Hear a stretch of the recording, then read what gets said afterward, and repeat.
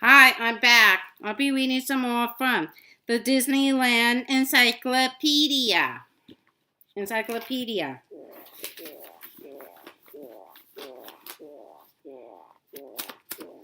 Disneyland Band dates 1955 to ongoing. Since opening day, the Disneyland Band has helped evoke the feeling of small town America on Main Street.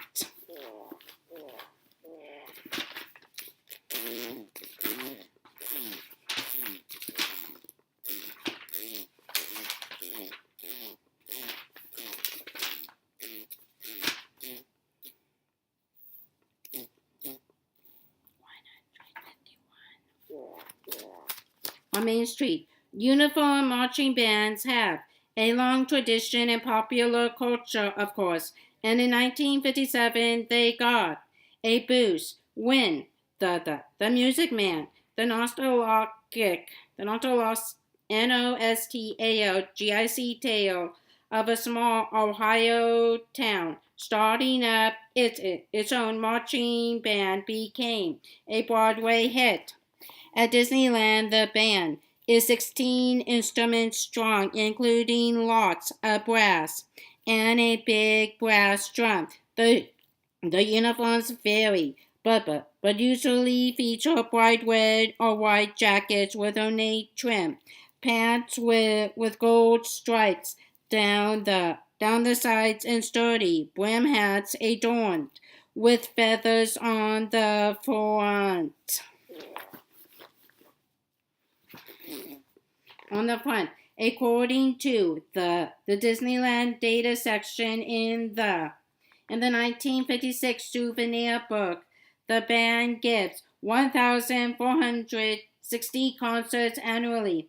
That's about 4 a day, every day of the year. Naturally, players have rotated in and out over the years, usually about 20 or all available at a time, and some of the band's members have occasionally dressed up in costumes to play in combos like the Keystone Cops and the Straw Hatters. However, the band leaders have really changed.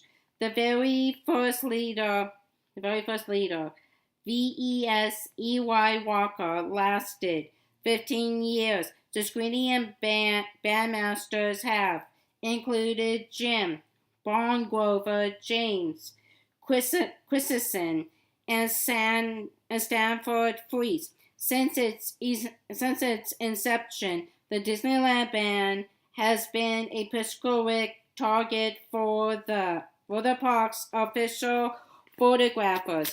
The annual souvenir books routinely spotlight the band with big photos and enthusiastic text, and the 1956 feature at Disneyland USA showed band members playing their instruments while spinning in teacups in the Mad Hatter's Mad Tea Party.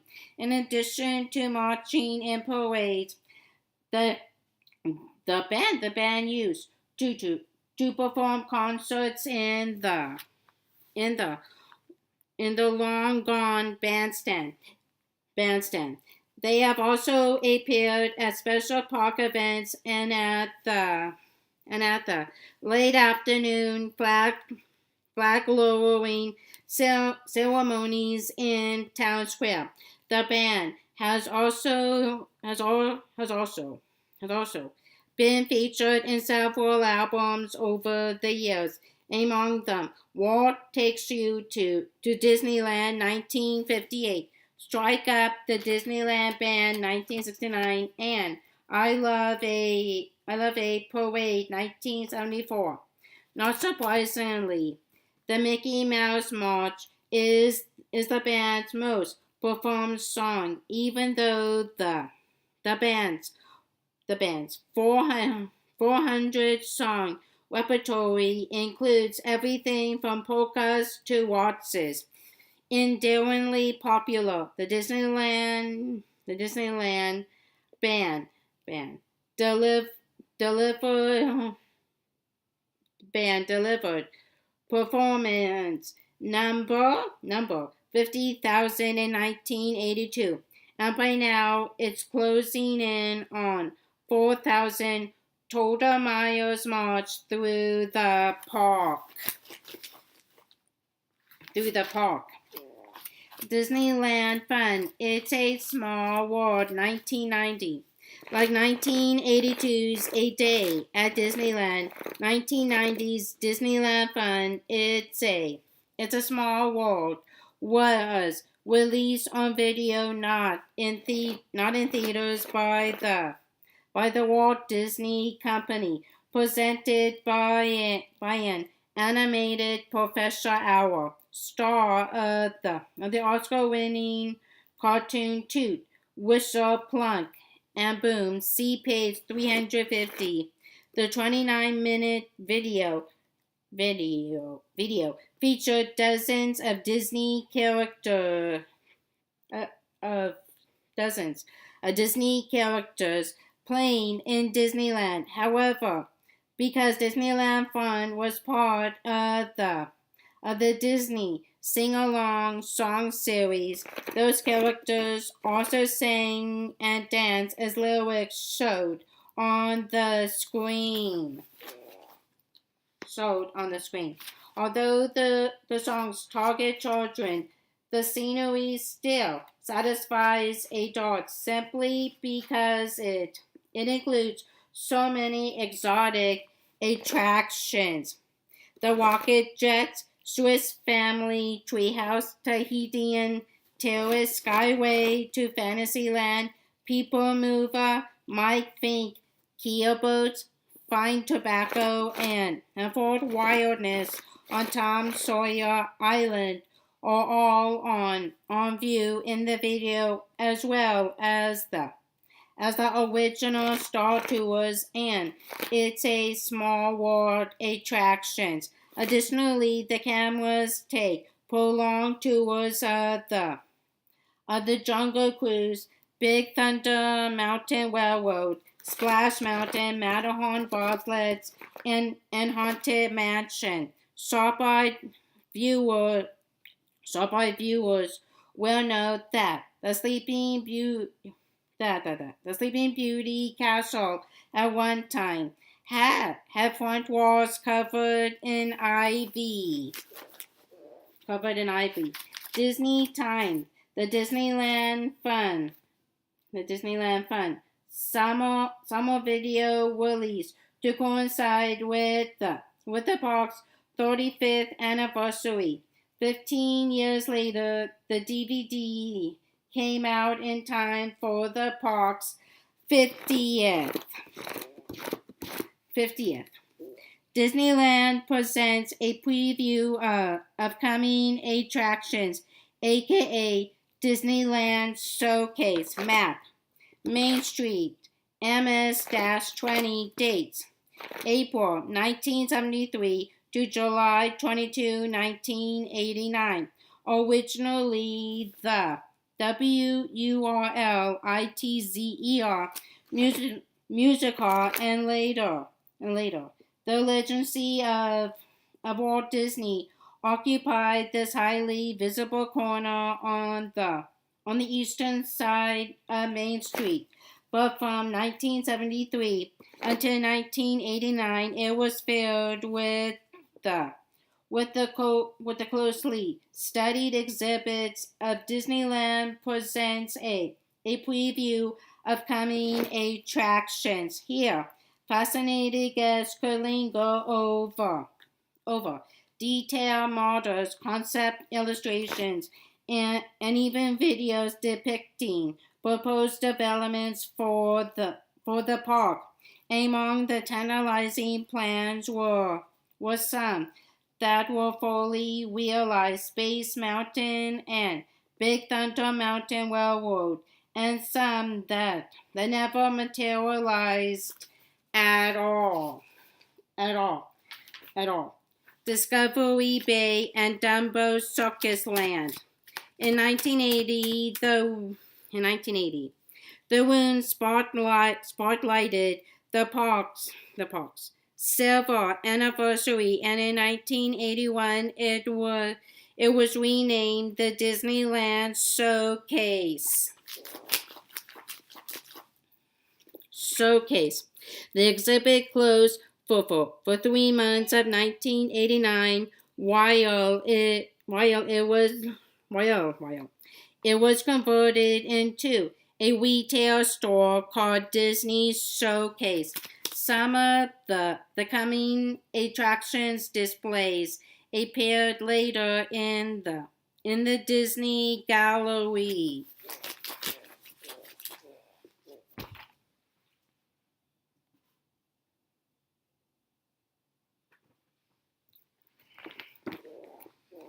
Disney Gallery. Disneyland, the first 50 magical years map. Town Square TS-9 dates May 5th, 2005 to ongoing. Disney legend Steve Martin starred with Donald Duck in the Celebrity film, released in 2005 to coincide with Disneyland's 50th anniversary. Martin, who once worked in the park's Main Street Magic Shop, delivered humorous, affectionate narration for the 17-minute film, which included footage of Walt Disney and Disneyland's construction. According to cast members, Martin's scenes were filmed at soundstage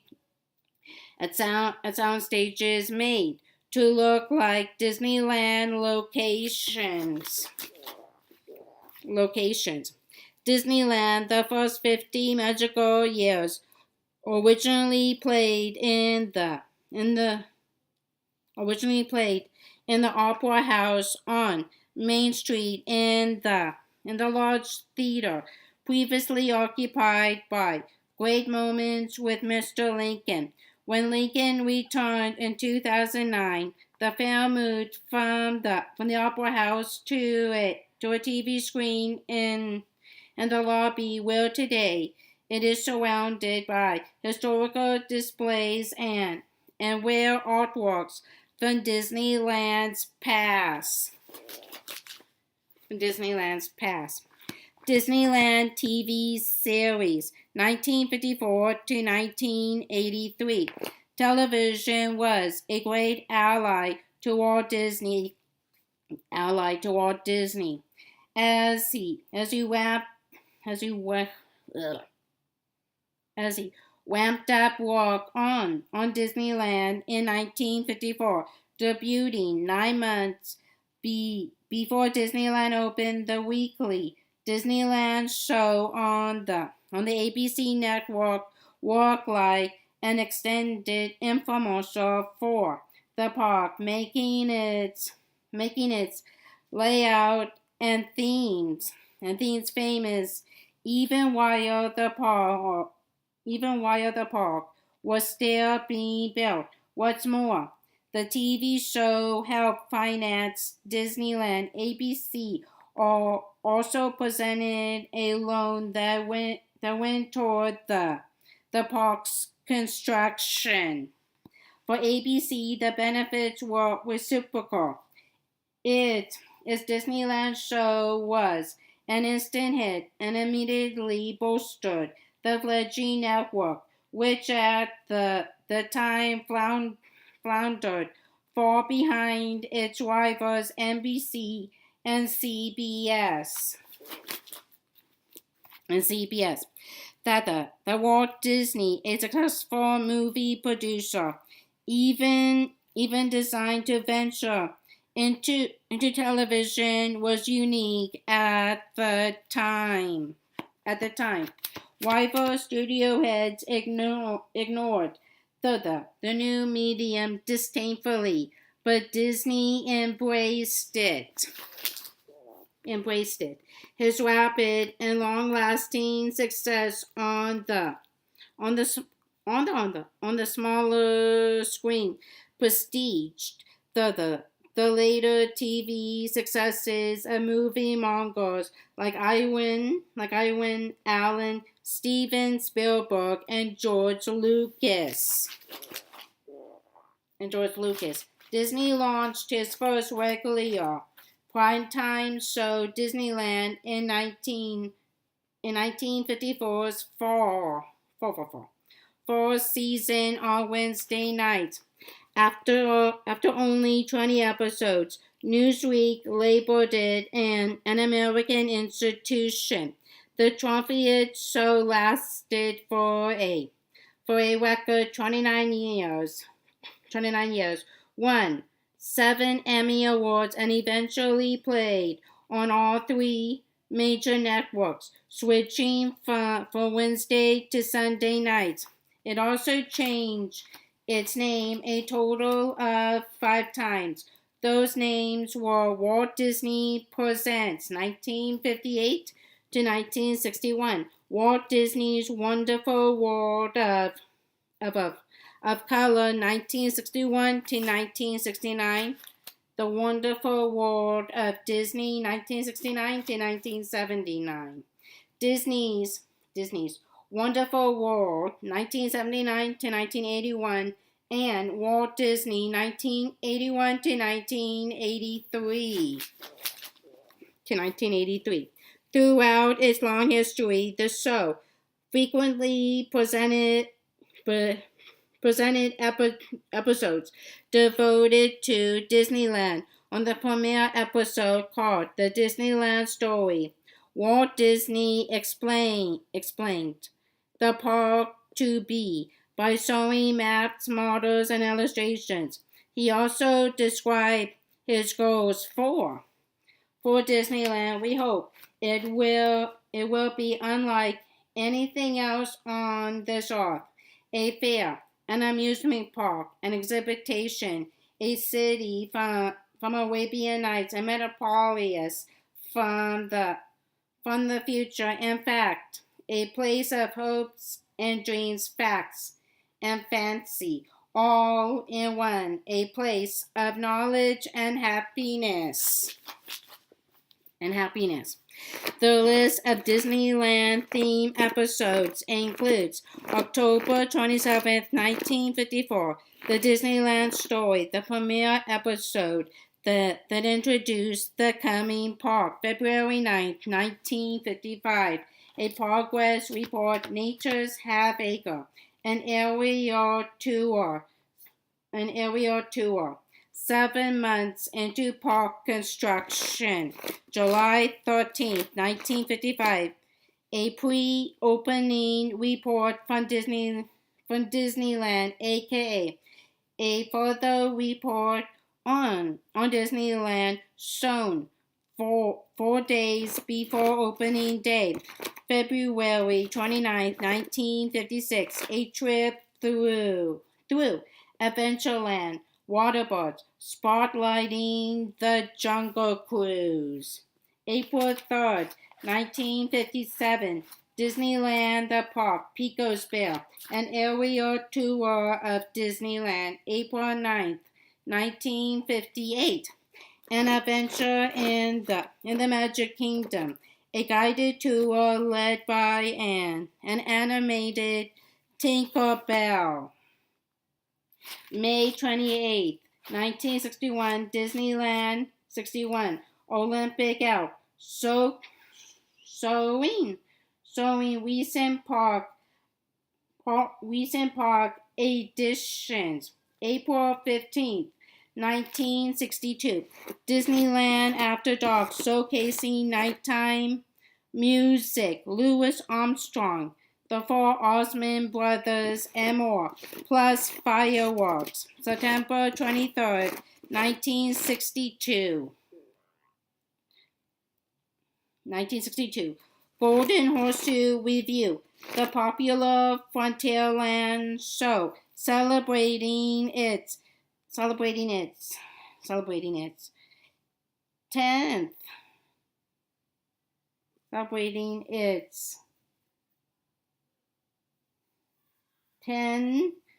10,000th 10,000th performance.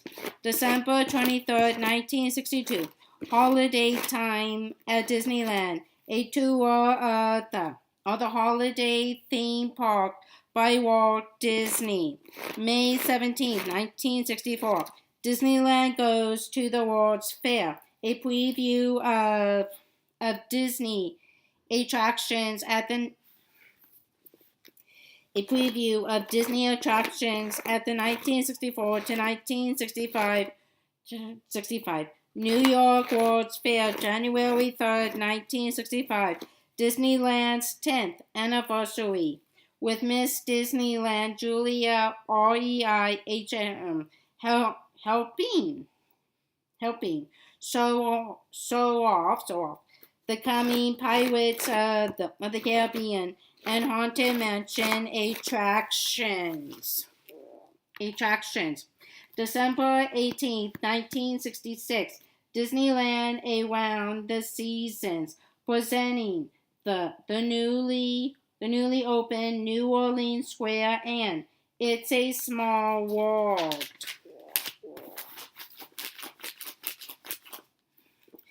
January 21, 1968. Disneyland from the Pirates of the Caribbean to the World of Tomorrow. Previewing Tomorrowland changes March 22, 1970. Disneyland Showtime, a celebration of the new Haunted Mansion with the Osmond brothers and Kurt Russell. Outside of the weekly show, many Disney produced TV specials showcased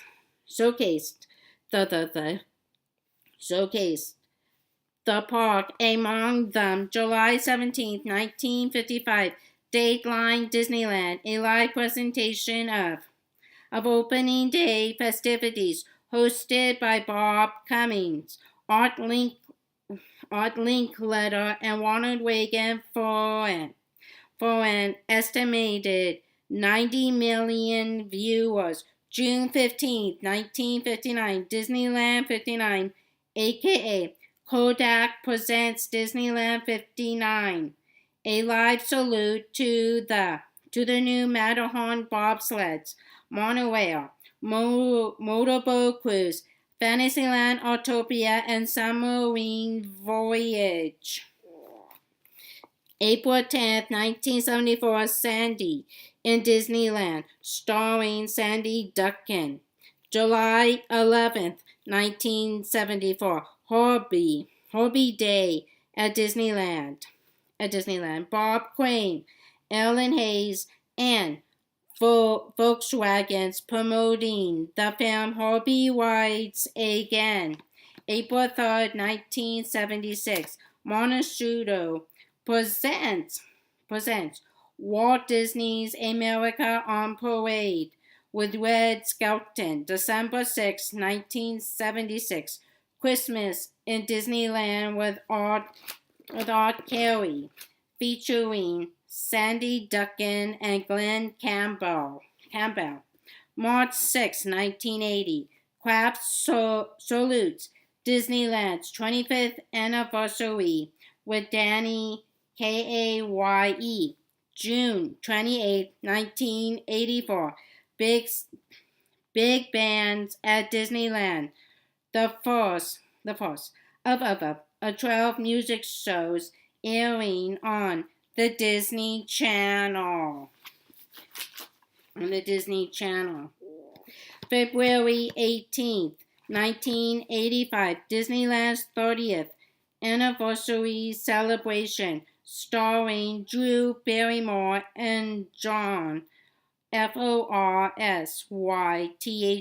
May 23rd, 1986, Disneyland Summer Vacation Party, featuring comedians Jay Leno and Jerry Seinfeld. September 20th, 1986, Disney's Captain EO grand opening with Patrick Duffy, Justin Batman, and the Moody Blues. February 12, 1988, Disney's Magic in the Magic Kingdom with George Barnes. November 13, 1988, Mickey's 60th birthday with John Ritter and Carol Ranier. December 11th, 1988, Disneyland's All-Star Comedy Circus featuring circus stars. February 4th, 1990, Disneyland's 35th anniversary celebration starring Tony Danza and the Muppets. September 14th, 1991, Disney Afternoon Live at Disneyland, spotlighting Splash Mountain. July 10th, 1993, Disneyland presents Tales of Toontown, showing off the new Mickey's Toontown, March 4th, 1995. 40 Years of Adventure, hosted by W.I.L. Schweiner, showing the new Indiana Jones Adventure attraction. May 23rd, 1997, Light Magic, a spectacular journey, showing the short-lived spectacular. December 12, 1998, Holiday Greetings from Disneyland, the merriest place on earth, hosted by W.I.L. Schweiner. February 1st, 2000, Disneyland 2000, 45 Years of Magic, hosted by Ryan Seacrest. October 14th, 2003, Disneyland Resort, behind the scenes, airing on the Travel Channel.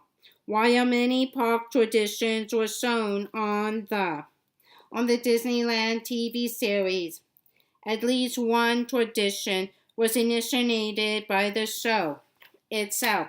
From the premiere episode onward, each show opened with an animated Tinkerbell splashing sparks with her wand.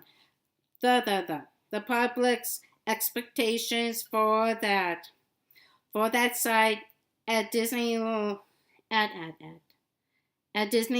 led to the appearance of a Tinkerbell character who soared over Fantasyland on summer nights beginning in 1961. Disneyland USA 1956 released into movie theaters for the 1956 winter holidays alongside Westward Ho! The Wagons. This CinemaScope featurette was essentially a 42-minute Disneyland commercial. It examined the park from the air via spectacular helicopter footage, showed off the new Disneyland Hotel and presented a walking tour of all the lands. Extensive scenes of extinct attractions such as the Skyway to Fantasyland,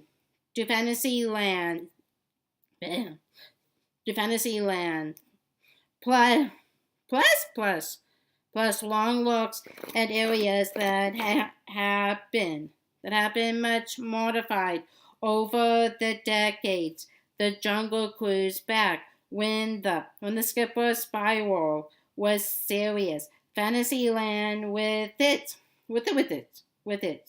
original medieval decor makes his essential viewing for Disneyland for Disneyland fans, Winston Hibler, who also wrote the words on the dedication plaque in Town Square, co-wrote and narrated the film's text. In 2007, Disneyland USA was included on a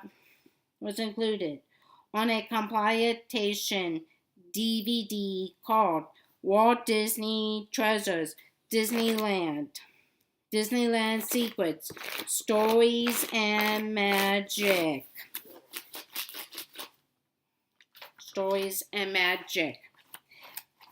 Disney, Roy O., 1893 to 1971.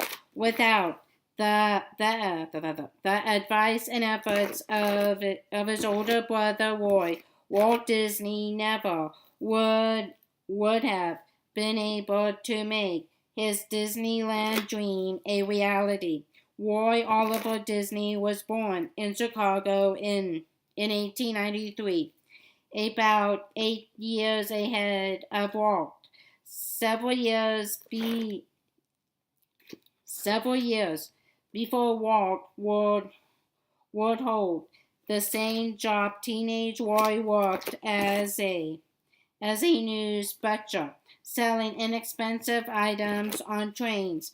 After Roy moved to Hollywood, he invited Walt to join him, and in 1923,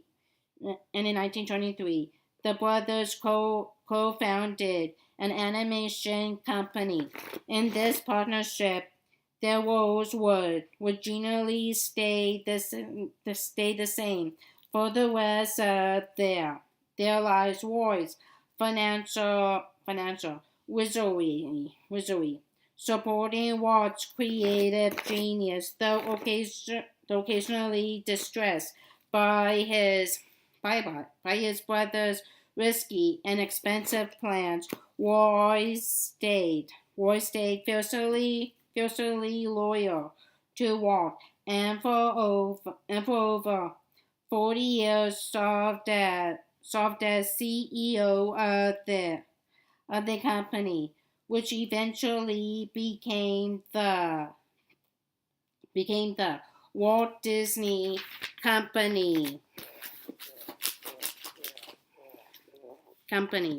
During his career, Roy supervised the company's lucrative merchandise licensing, navigated the groundbreaking contract for the Disneyland TV series in the 1950s, and in 1953 found and won over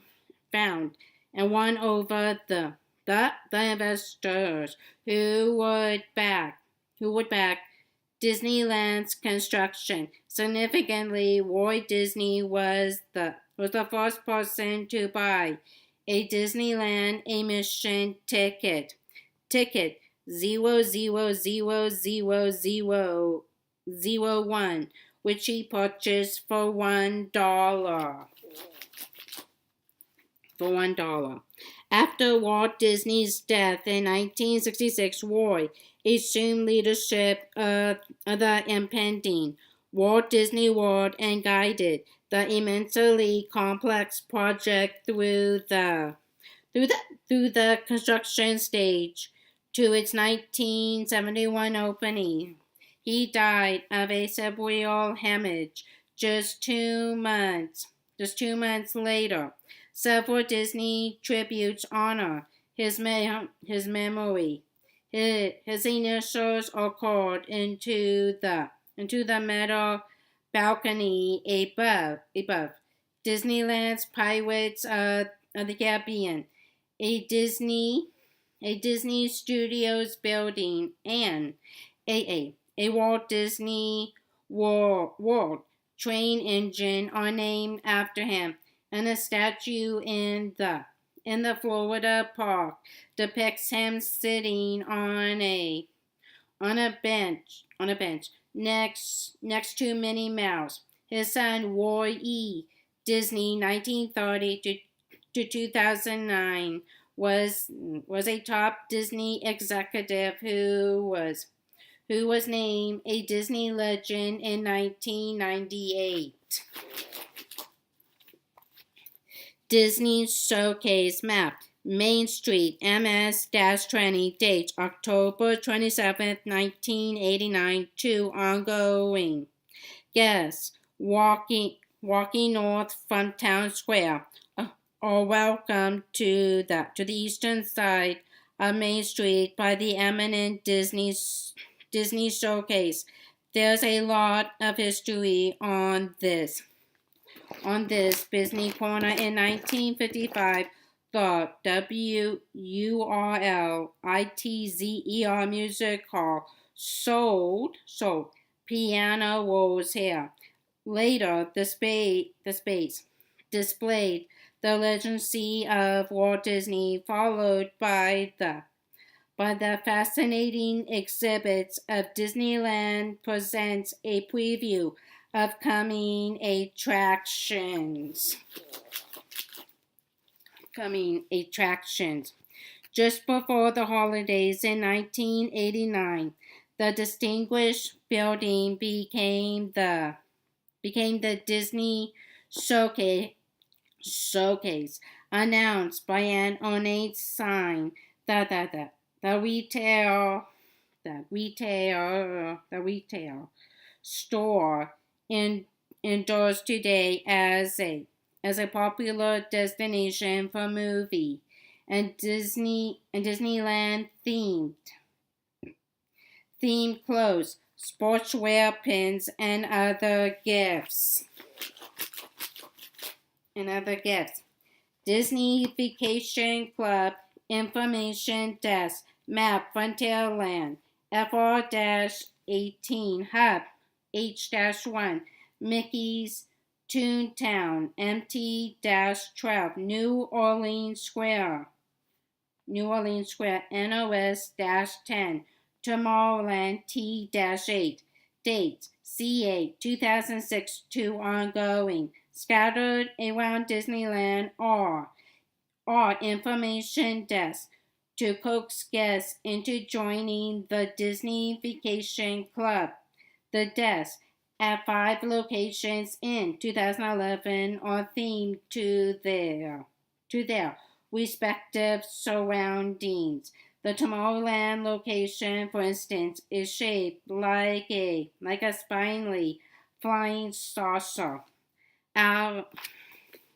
After getting basic information on over 500 timeshare properties around the world, guests are then invited to attend an open house presented at the nearby Disneyland Hotel for further details. Disney Villains Map Fantasyland FA-30 dates July 16, 1991 to June 21, 1996. When the sweet Fantasyland store known as Briarwood's Cottage closed, the sinister Disney Villains store opened soon after. The location was the same just through the Sleeping Beauty Castle entrance and to the right in the castle's courtyard, but the theme was completely inverted to showcase the wicked characters from the Disney film collection. The beauty obsessed queen who tormented Snow White, Maleficent, Snow White, Malevolent, Maleficent from Sleeping Beauty, Pan chasing Captain Hook, and Puppy chasing Cruella de Vil were all presented for sale in clothing and gift form. 5 years after it opened, the Disney villain shop was replaced by Quasar Quasimodo's attic, following the theme of that year's Hunchback of Notre Dame film. Some of the villain merchandise we returned when the villain's lair shop opened here in 1998. In 1998. Disney, Walt, 1901 to 1966. Walt Disney was a man of many contrasts.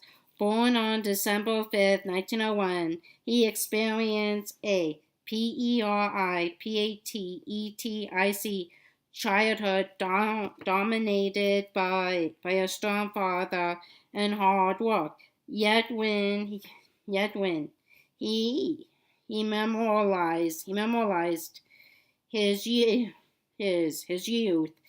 it manifested as Disneyland's sweet, happy Main Street.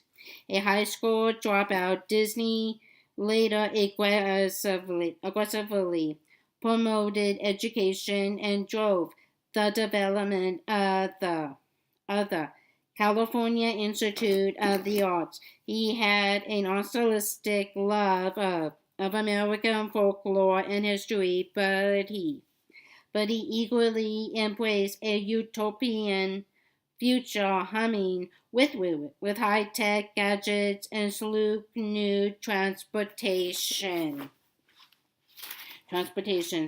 Stridently patriotic, stridently patriotic. Disney also championed global small world unity. He was an extravagant traveler who toured South America, took frequent European vacations, and flew by private jet later in life.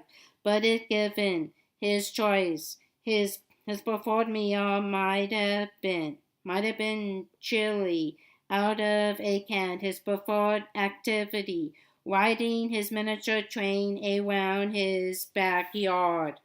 The movies he produced were often about making and keeping friends, but he himself remained distant from longtime associates and rarely socialized.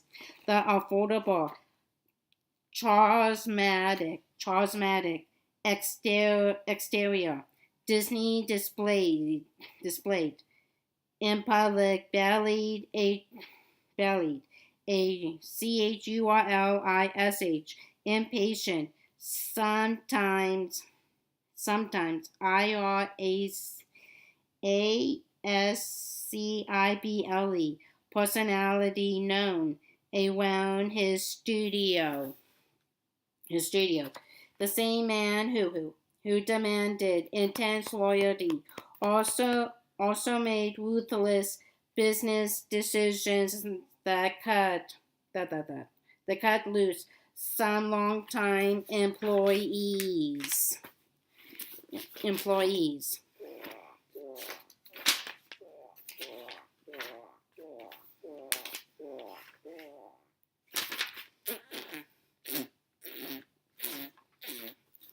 The kindly, wholesome image Disney cultivated as the words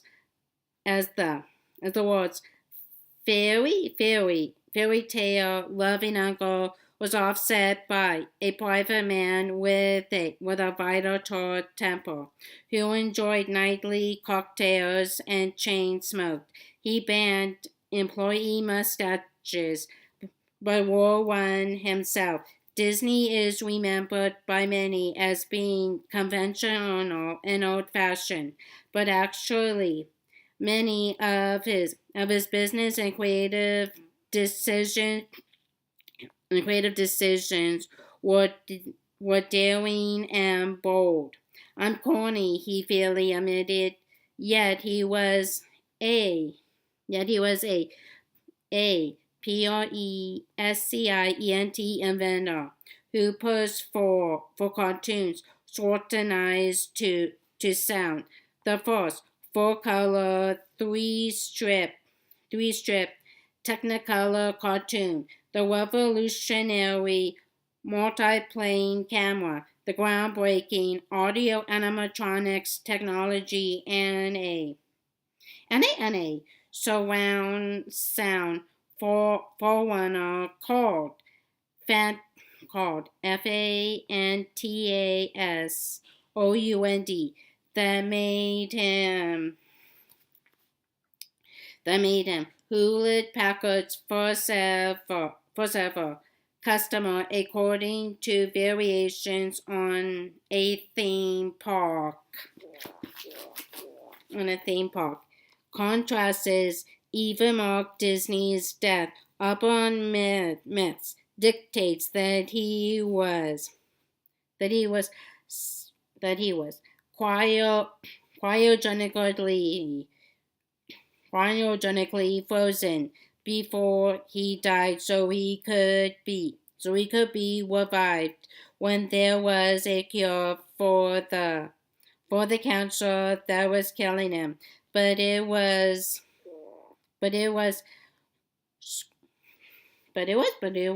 cremation, not freezing, consumed him after he died on December 15th, 1966. And while Disney promoted himself as one of the common people with ordinary taste, during his lifetime, this versatile columnist was bestowed with hundreds of major international honors. His name was on one of the world's biggest entertainment companies and the world's most famous theme park, and upon his death he was extolled as few people in history have ever been. Many of these contrasts came into play as Walt Disney invented and built Disneyland, the spark for a magical realm. Historian Dale Samuelson speculated in the American amusement park in 2001 may have been struck by Walt's father, Elias, a carpenter, who helped build the famous World's Columbian Exposition. Walt wasn't born yet, but undoubtedly, profound stories of Chicago's monumental 1893 World's Fair and the White City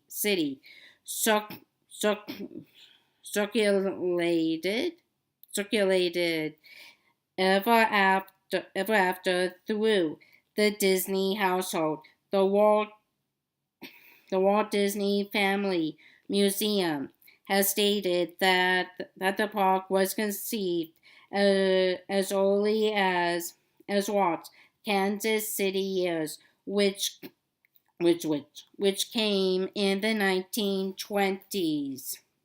Certainly, Walt Disney's visits to San Francisco's Golden Gate Exposition in 1939, to Michigan's charming Greenfield Village in 1940 and 48, and to Chicago's Railroad Fair in 48, fanned the creative flames.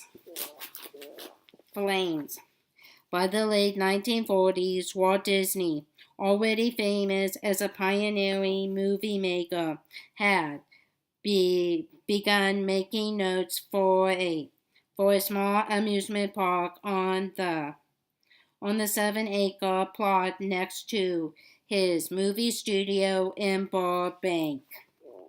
Those all the ideas included a village based on his Midwestern hometown of Marceline, Missouri, plus a railroad station, opera house, movie theater, farm, Indian village, and merry-go-round, as well as carnival rides and ponies. The ideas were still modest, as were his descriptions of a three-dimensional thing that people could come and visit. As he wrote at that stage, it was still just an amusement enterprise and a little dream of a magical little park. Finances were a pressing concern for an undertaking. So experimental and expensive. Millions of dollars would be required, and that was just the seed money to get a farm started. At the time, Walt Disney wasn't exactly flush. His track record at theater box offices had been dreadful in the early 40s when Fantasia and Pinocchio were costly, labor-intensive flops, and World War II sealed off the lucrative European markets. Although the Walt Disney Company was making millions in the 1930s and 40s and had earned 30 Oscar nominations, it never got out of a serious debt until the 50s. So rather than risk his studio, Disney risked himself. His daughter Diana Disney Miller wrote in The Story of Walt Disney. In the end, he put his own money into it, not the studio's money. He hawked his life insurance, his life insurance, and raised $100,000 and paid a draftsman out of his own pocket to lay out what he planned.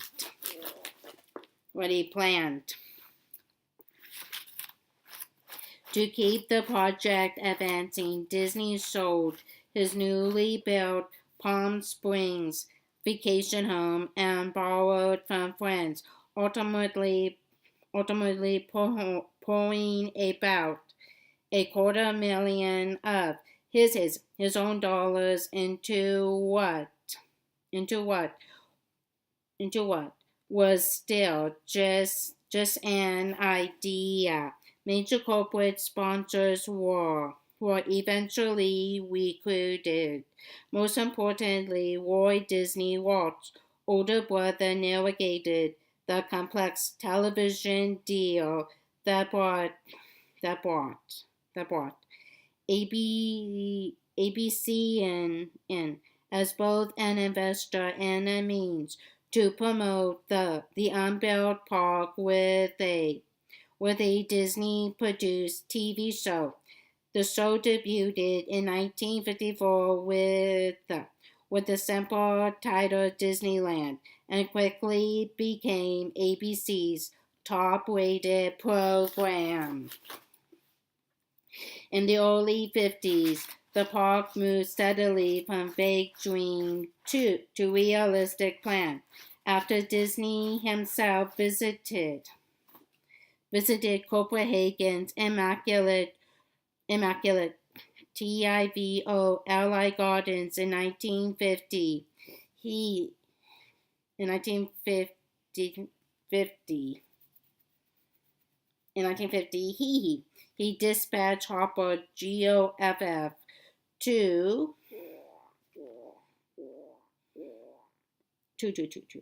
to amusement parks throughout Europe. Upon his return, GOFF started drawing up detailed illustrations of what was to be called either Disneyland,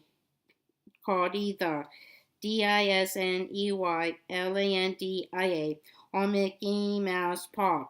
This was to be a much larger Burbank enterprise with double-digit acreage that would include an island in a lake, trains, a stagecoach, skywalk, canal boats, and a circus.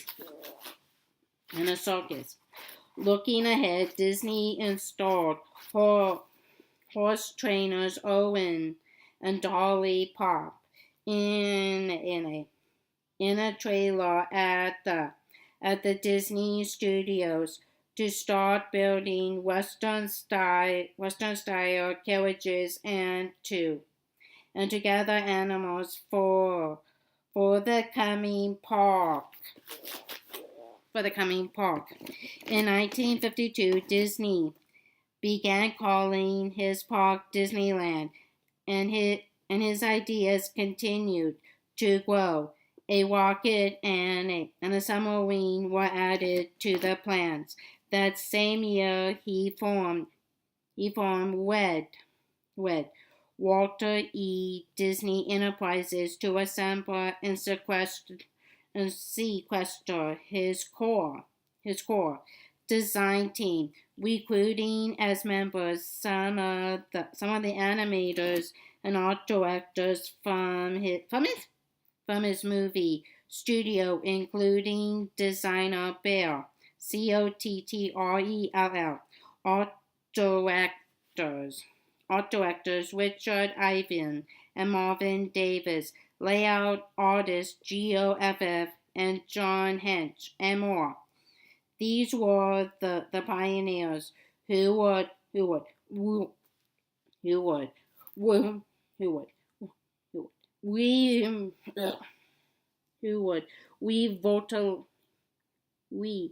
vocalize amusement parks and amusement park rides.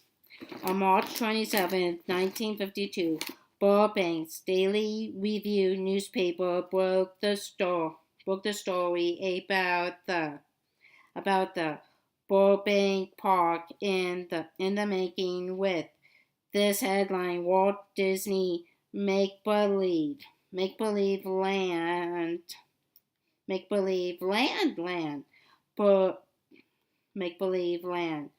project planned here 1.5 million Dreamland to rise on site in Burbank, but that plan soon changed. Within a year, Disney realized that the Burbank plot was too limited for his ambitious dreams, especially after the city council coolly rebuffed his unusual plans. Consequently, in 1953, he paid the Stanford Research Institute $25,000 to pinpoint Southern California's best site for the park.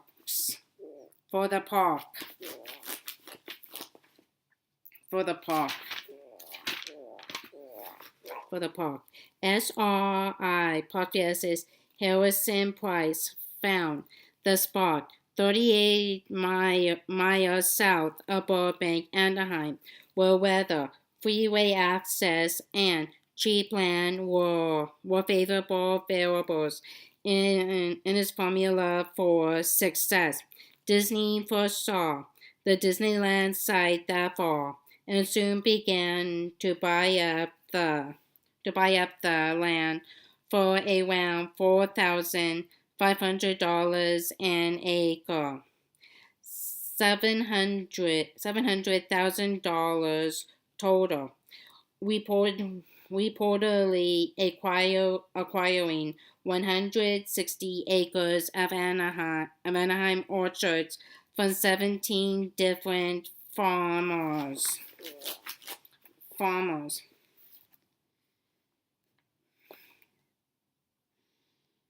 Various books over the years, including some published by Disney himself, have given different numbers for the size of the Disneyland plot. In 1955, estimates have ranged from a low of 73 acres according to Art, Seidenbau and Podfest's book, Los Angeles 200, to a high of 244 acres. National Geographic in 1963. Rebecca Cline, the director of the Disney Archive, definitely stated in a letter to the author that the Disneyland and its parking lot covered 160 acres by July 17, 1955. See www.encyclopedia.com for more discussion of the park's 1955 acreage. Moving with ALACRITY on his unified assemblage in the spring of '54, Disney removed 12,000 orange trees, had the telephone poles cleared from the area, and their lines buried. The designated 100 acres for the parking lot and prepared to build his park. Anaheim's Bulletin newspaper officially announced the switch to Orange County on May 1, 1954. Realizing that his own designers could execute his ideas better than any outsiders, Disney released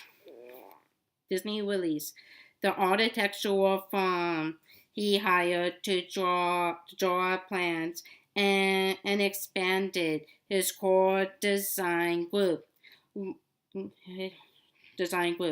Long brainstorming sessions with those designers, who later became known as the Imagineers, ensured through 1954 to observers the resilient and resourceful Disney was in his element, happily working off his own nervous energy with an all-consuming new project that demanded tenderness, focus. Before construction began, Disney sent Harper, GOFF, and a team of designers back out to amusement parks, fairs, zoos, museums, and other tourist areas around the country for more ideas and inspiration. Disney himself made additional scouting trips to other parks, among them the nearby Knott's Berry Farm, to watch the crowds and step off measurements of park geography. He also consulted with numerous experts in the amusement industry, several of whom divorcedly predicted failure and delivered their the standard advice: sell alcohol at a Ferris wheel, and simple carnival games. Don't waste money on landscaping and non revenue producing structures like Sleeping Beauty Castle. Don't stay open more than 4 months, more than 4 months a year, etc. To those unimaginative disbelievers who Graham cracked Carnival's wheel and a deal were trains traveling on perpendicular tracks,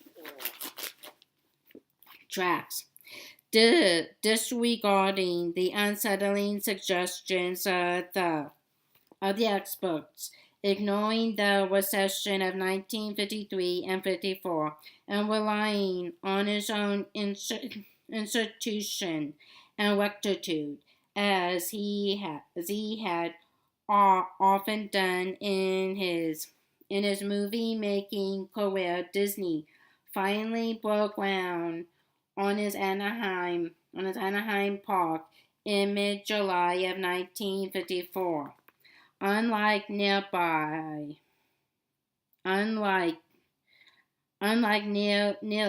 every subsequent event in Disneyland's history, there was no fanfare, no initial spade turning ceremony.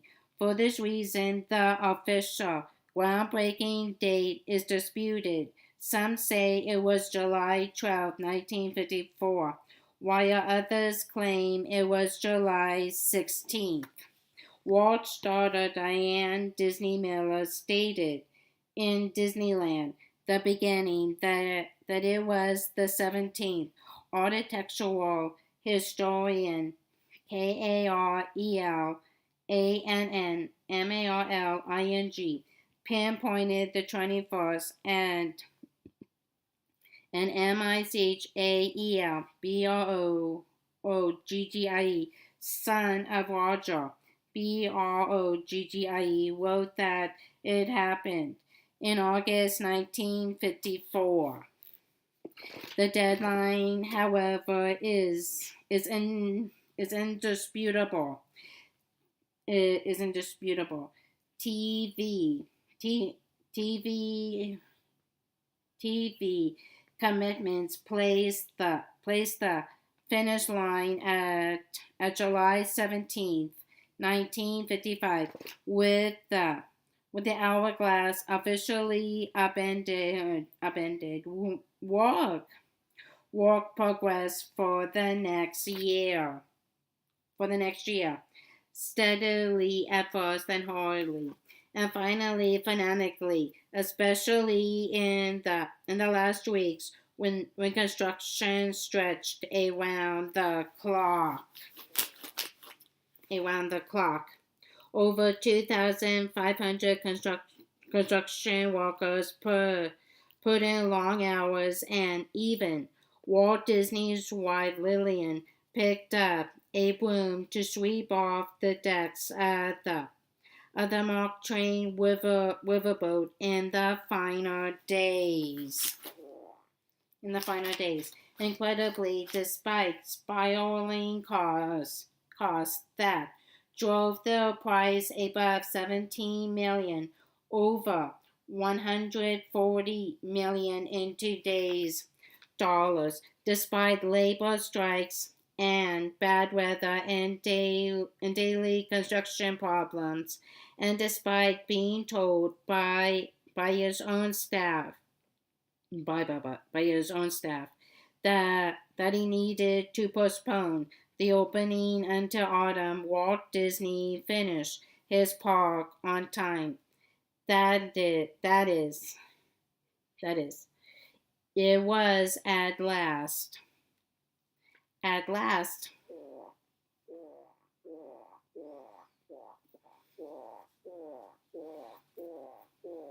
On time. That is, it was at least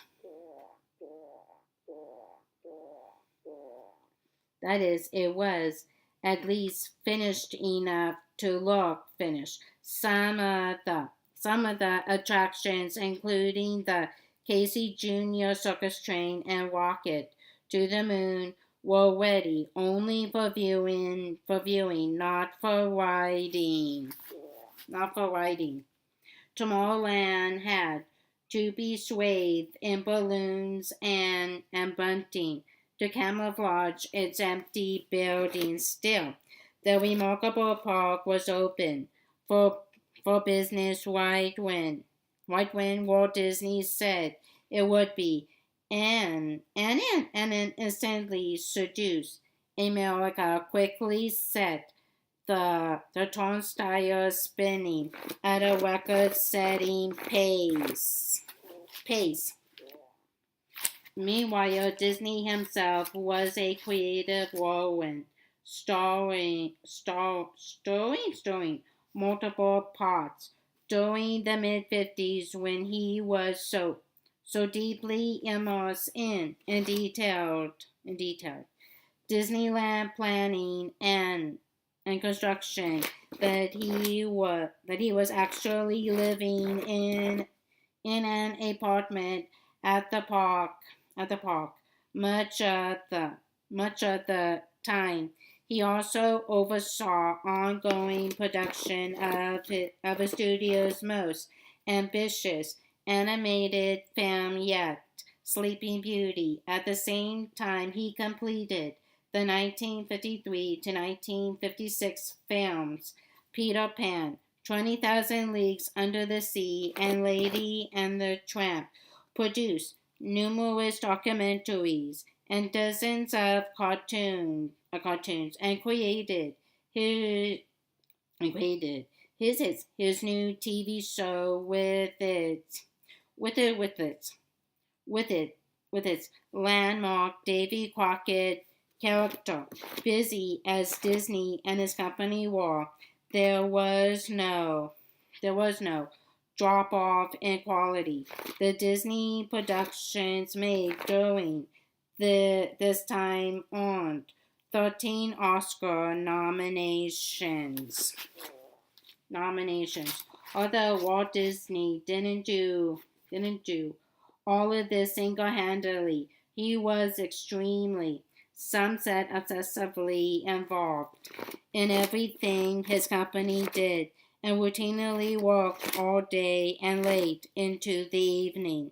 His mantra: get a good idea and stay with it, dogged, and work at it until it's done and done right. When Disney did neglect something and allowed others to run with it, the 1951 film Alice in Wonderland, for instance, it was usually derided by critics as one of the studio's lesser efforts.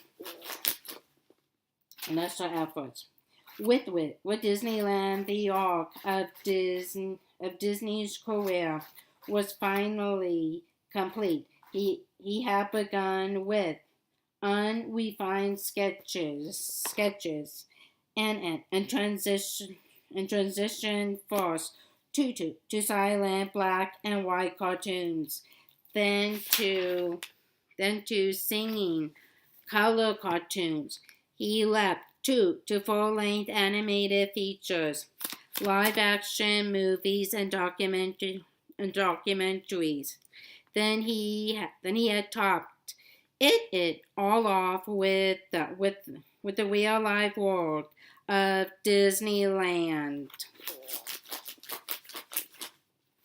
When Disneyland opened in mid-1955, it wasn't the first American theme park. Walter Knott had launched his ghost town in 1940. Indiana Santa Claus Land had debuted in 1946, and the ocean-themed Marine Land of the Pacific had opened in 1954. But Disneyland was the cleanest, safest, most efficient, most scrupulously planned, and most totally immersive park anyone had ever seen, as well as the most imaginative. It wasn't merely a fair, a village, an island like Coney, or even a park in any Eh, traditional sense. It was a land, an entire kingdom of possibilities. The 60-acre triangle was bursting with ARCHETYPAL imagery from Disney movies and kids' dreams, pirates and princesses, cowboys and stagecoaches, rockets and rivers, majestic castles and quaint towns, cool little cars and cozy little boats, twirling teacups and flying elephants, with enough exhibits, parades, and live music added in to enable everyone to find something to. Yes? Yes. I want to ask you something. What? I'm leaving at 9. I take my. I'm just asking you. I can take all of my other ones, but my sleeping aid, one of mine is a sleeping aid, and if I take it, that one's your controlled med? yes, Okay. and if I take it too early, then it wears off earlier. Was only supposed to work, like 8 hours, and then it wears off. So half an hour like early, normal, like so normal. half an hour early, you can't take it. No, because I will wake up half an hour earlier. Can you do your nose spray for me then? Yeah. Okay. Just do your nose spray for me, and then I can sign off on that one. And then I'm gonna have Cindy give you these at 9:30. Okay? Okay.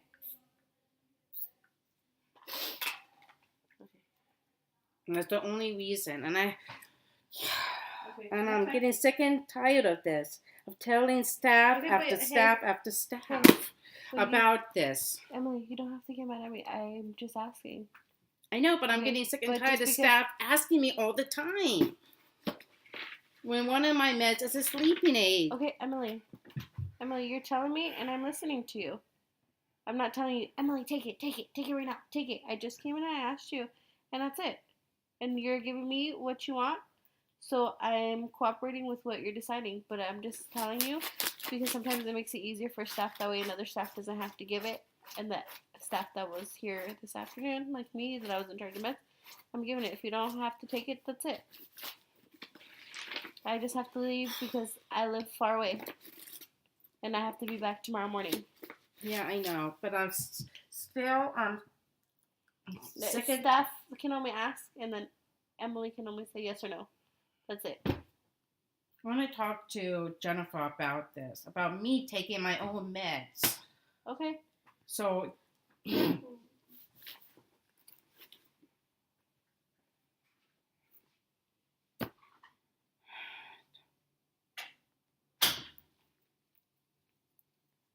touring teacups and flying elephants with enough exhibits, parades, and live music added in to enable everyone to find something to enchant, engage, entertain them, no matter what their age or disposition was. The conspicuous presence of dozens of respected sponsors like Coca-Cola and TWA ease concerns about quality and help make the Android Park a little more familiar. Though there were certainly vast fast, exciting experience to be had. To be had here. That held the potential for chaos and terror.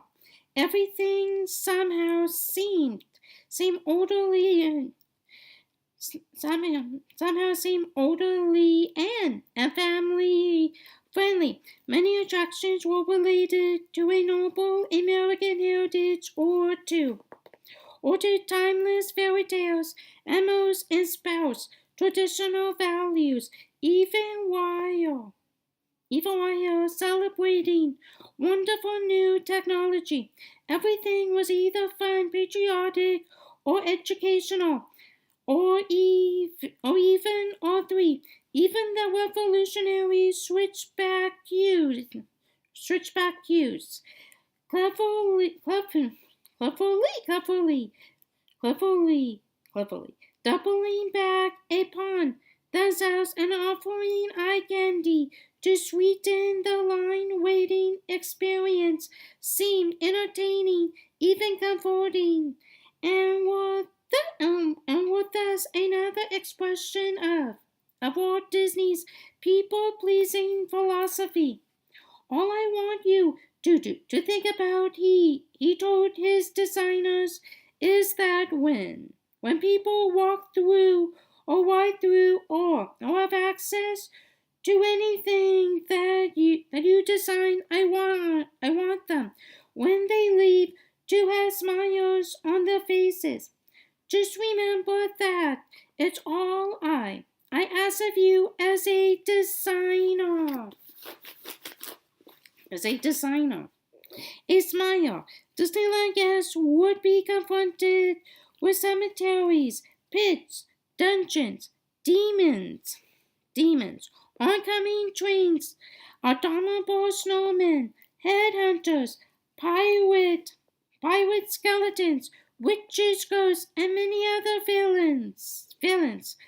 But they'd still leave merry. Ultimately, what Disney thought wasn't the most thrilling, or the most terrifying, or the most educational, or even the most fun park in history.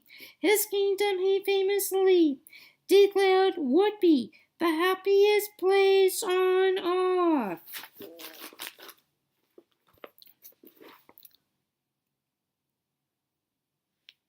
On earth. What his daughter Diane Disney Miller called his insatiable OMNIVOROUS curiosity drove Disney to neutral Disneyland for all the wares of his days. Two plus the park was his own invented verb. Miller quoted him. The way I see it, my park will never be finished. It's something I can keep developing and added to.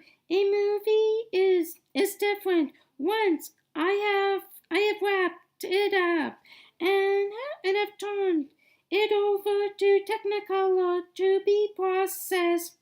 I'm through with it. As far as I'm concerned, the picture I have finished a few weeks ago is done. There may be things in it I don't like, but if there are, I can't do anything about them. I have always wanted to work on something alive, something that keeps growing.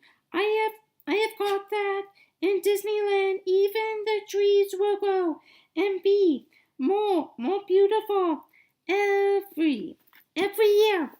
Thus Disney, the perfectionist, tinkered,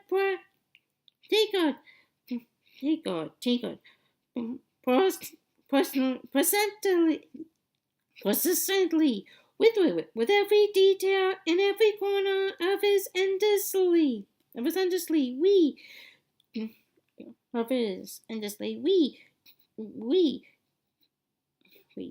Regional ballpark, even to the very end of his life in mid-66. Just months before his death, he approved the designs for two of his most ambitious attractions yet, Pirates of the Caribbean and Adventure Through Inner Space, while simultaneously pushing forward the long GESTADING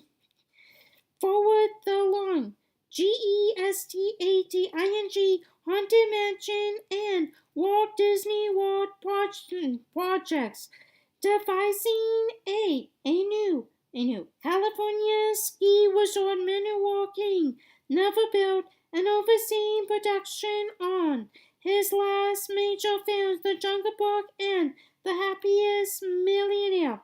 All this, even as he lived with constant pain and failing health. Not everyone has accepted the park with equal glee, of course. Really does anyone disparage the parks in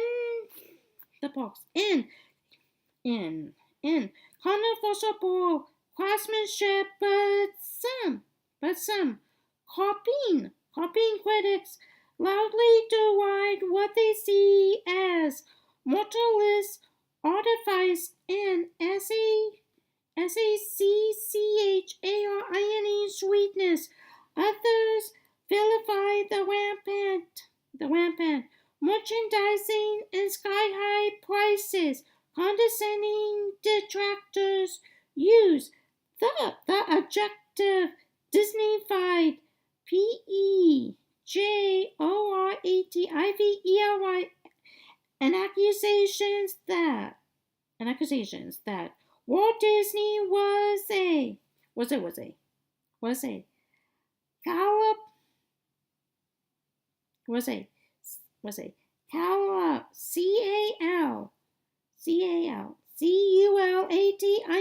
phony with his ear eagerly cocked to the silvered sirens of the marketplace. Other marketplace are often supported with Disneyland as Exhibit A. Though he was occasionally assailed by ANHEDONIC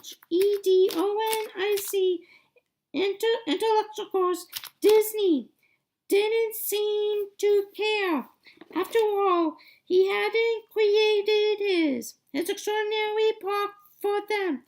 Fortunately, most of the public for whom Disneyland was built loved it from opening day and made it an instant and lasting financial success, bolstered by the 1950s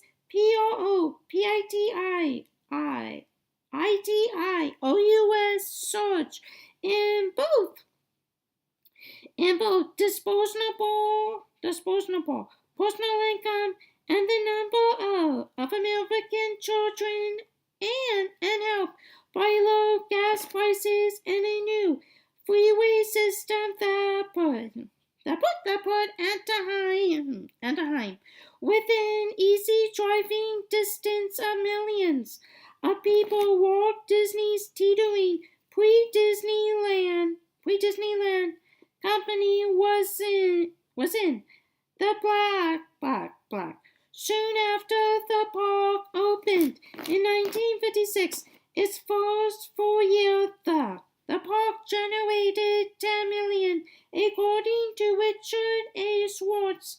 In the 50s, within a decade, the total was more than 20 times that, which was more than Disney movies were making by 1965. Disneyland, according to KIRSE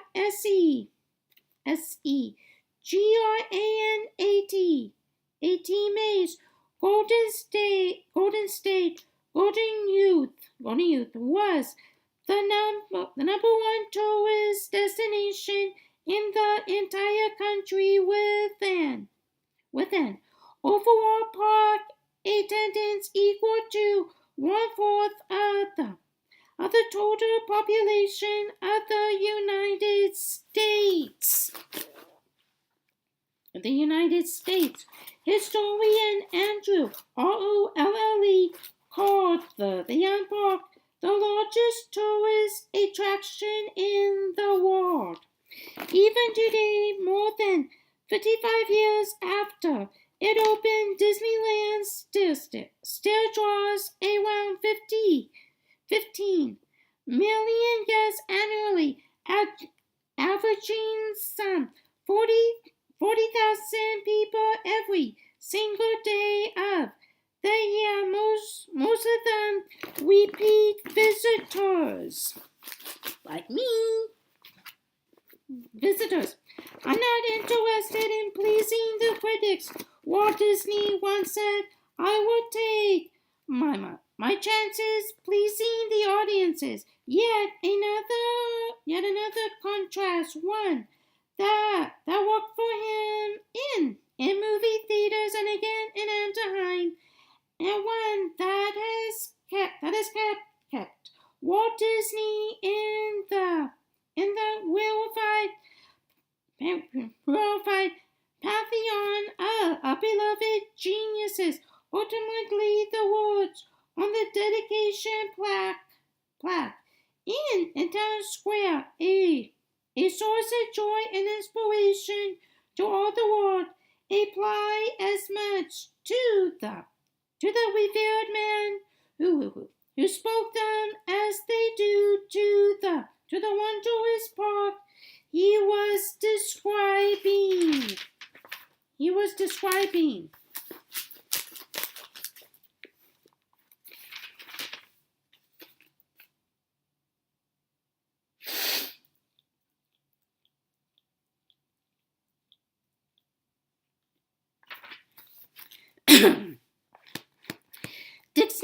Dixieland at Disneyland map. Frontierland F-16 dates October 1, 1960 to 1970.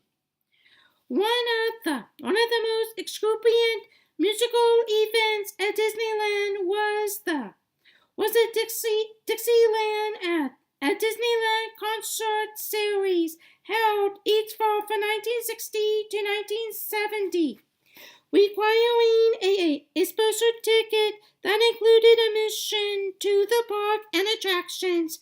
Dixieland at Disneyland featured live performances by world-renowned jazz musicians. Among the stars were Louis Armstrong, Kid O-R-Y, and A-L-H-I-R-T, plus Disneyland's own Firehouse 5 plus 2 and the Straw Hatters. For the first 5 years, the shows were held evenings at the Rivers of America and Frontierland, with crowds lining the riverbank. Musicians played either on the southern tip of Tom Sawyer Island or out on the water on crafts and Mike Fink Kia boats. The grand finale involved fireworks and the mock train paddle wheeling past the cheering audience while the musicians and a 200-person choir performed. When the Saints go marching in, an ensuing parade carried musicians through the park for more celebrating. The show was updated in 1963 to include Mardi Gras style floats, singers, and dancers. For the last half of the 60s, the show moved to Main Street where the bands performed on wagons and then embarked on a on a park touring parade. The undeniable star of any show was Louis Armstrong, who first performed at Disneyland in 1961 and racked up a half dozen park engagements during the 60s. The king of jazz's raft was especially designed with a huge crown on top, and SATCHMO himself would wear a crown while leading the festivities. Donald's boat, aka Miss Daisy, map, Mickey's Toontown MT-2 dates January 24th, 1993 to ongoing. Maximum play, minimum complexity. That seems to be the philosophy behind many Mickey's Toontown attractions, including Donald's boat, named for Donald Duck's girlfriend, Miss Daisy, sits in Little Toon Lake like a big colorful duck. Entry via a walkway takes guests past Donald's mailbox and into the hall. Inside, the boat reveals itself as a simple walkthrough, or more accurately, a simple playthrough attraction. The charming interior reminds guests who this crowd's owner is, and the exterior decks offer room for kids to run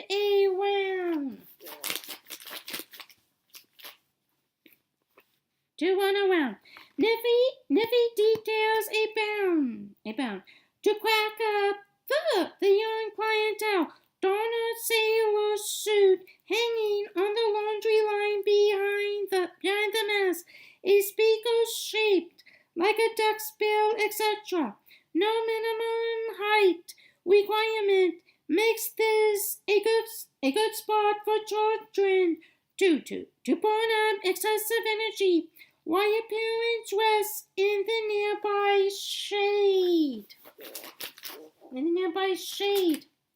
Don Defoe's Silver Banjo Barbecue map Frontierland FR-6 dates June 15, 1957 to September 1961. Almost 2 years after Disneyland's opening day, the self-proclaimed finest barbecue this side of the Mississippi opened in Frontierland next door to Aunt Germaine's Pancake House. This ground floor space was previously the site of CASADEFRITOS, which had vacated in 1956 in favor of a more prominent Frontierland location. The restaurant was named after the popular Emmy-nominated actor best known in the 1950s as Thorny, the Nelson's neighbor on The Adventures of Ozzie and Harriet. On the national TV broadcast of Disneyland's opening day ceremonies, Defoe was briefly seen in an Autopia car and on the KC Junior Circus train. In his silver banjo restaurant, Defoe himself was the chief, and his brother Verne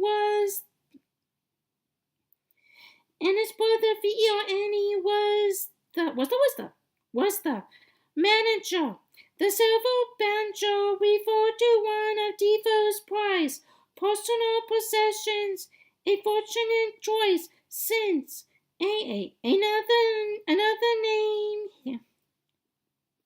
Joyce, since another name he considered for Zedui was Don Devo's Bean Palace. Bean Palace. Barbecued ribs, chicken, pork, and fish were the restaurant's specialties, all prepared on the premise in a kitchen so small it was cheated by fire marshals for code violations. After the Silver Banjo closed in 1961, the interior space was engulfed in an expansion that transformed Aunt Germaine's pancake house into Aunt Germaine's kitchen, while the front areas became the malt shop and corn shop. Dream Machine dates 1990.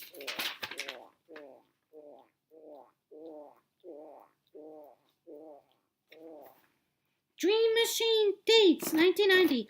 Always ready to celebrate any anniversary divisible by 5. Disneyland debuted the Dream Machine 35 years after opening day. As they entered, guests received special tickets decorated with smiling Disney characters. Each ticket granted a pull on the Dream Machine's lever.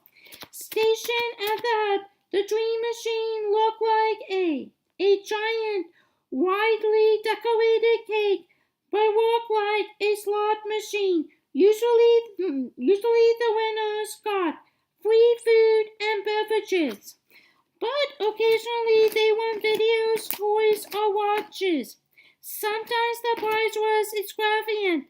Flights to any location in America, for instance, and once a day it was a new Chevy.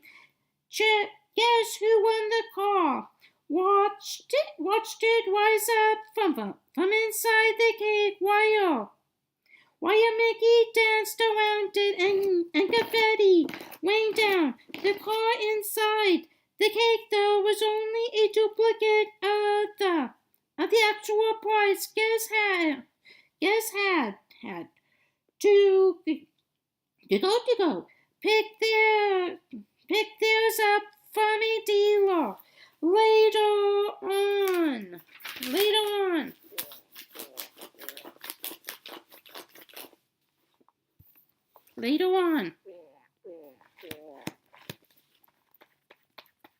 Okay, that's all for now. Bye-bye. We'll say D, letter D.